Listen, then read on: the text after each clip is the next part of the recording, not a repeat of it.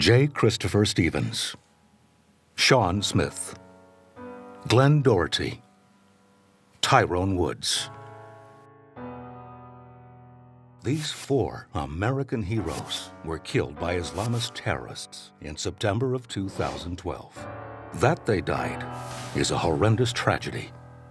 What we do next defines us as a nation. The truth about Benghazi is still not known, and to this day, members of Congress and reporters are being denied access to the resources that could reveal the truth. What is being hidden, and why?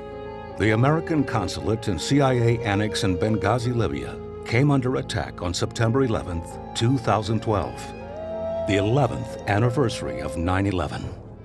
This attack had been foreshadowed for months leading up to the actual attack. At least 230 security incidents had been documented in Libya prior to the September attack.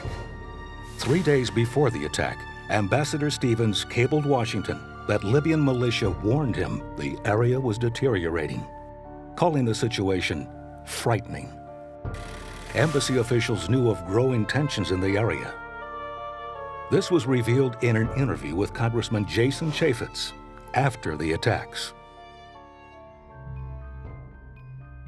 We were essentially the only Western flag flying in Benghazi. Red Cross had been attacked, the Brits had been attacked, they bugged out. Al-Qaeda was flying flags above government buildings.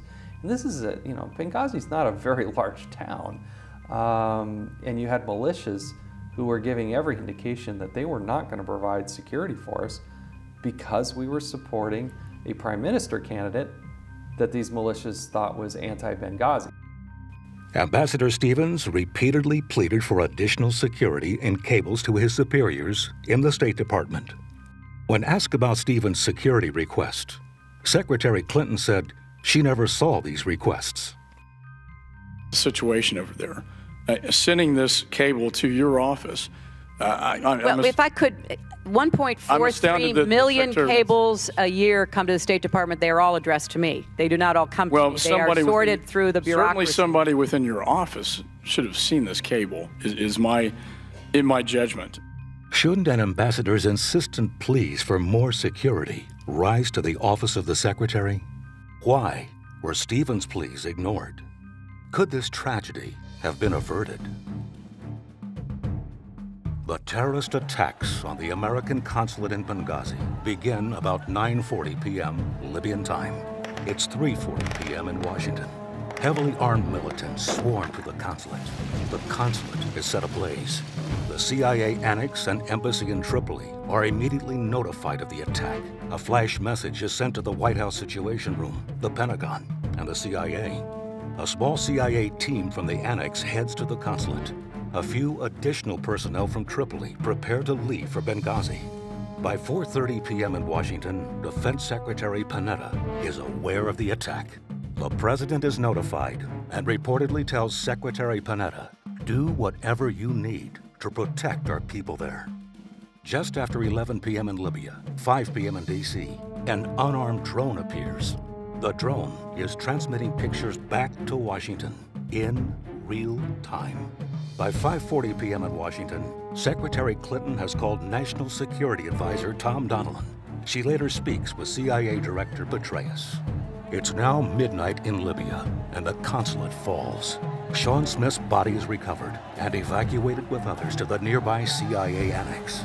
Ambassador Stevens is discovered by the Libyans and taken to a local hospital where he's pronounced dead. The fighting continues while the Americans move to the CIA annex. The terrorists bombard the annex with rocket-propelled grenades, small arms, and mortar fire. A small team of 6 or 7 arrives from Tripoli early the next morning. Another drone flies overhead, but there would be no more American help for the Americans under fire in Benghazi that night.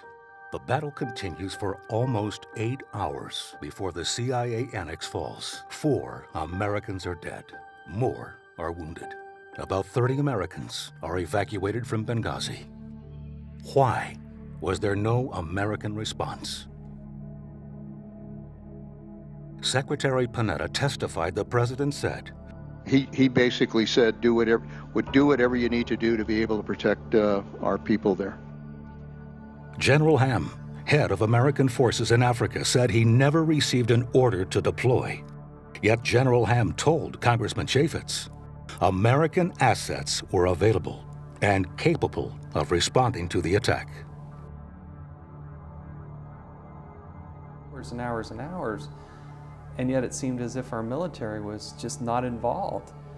And what became very clear, because I asked him a half dozen ways, that our military had proximity, they had capability, but General Ham looked me right in the eye and said, I was never ordered to engage in the fight.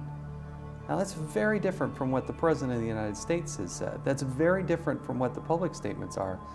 But having sat with him, that's what he told me just a couple of weeks after the event. He had proximity, he had capability, but he was not ordered to engage in that fight. Why were no orders to respond given? Could have additional help stop the attacks and save lives? There are many more unanswered questions about our response in Benghazi. Why did the administration's story keep changing after the attack? Why are lawmakers not permitted access to the Benghazi survivors? I'm going to hold up the business of the Senate until we get the survivors on record. I've talked to a couple, and their story is chilling. They're scared to death to come forward without some institutional support. The public has been stonewalled.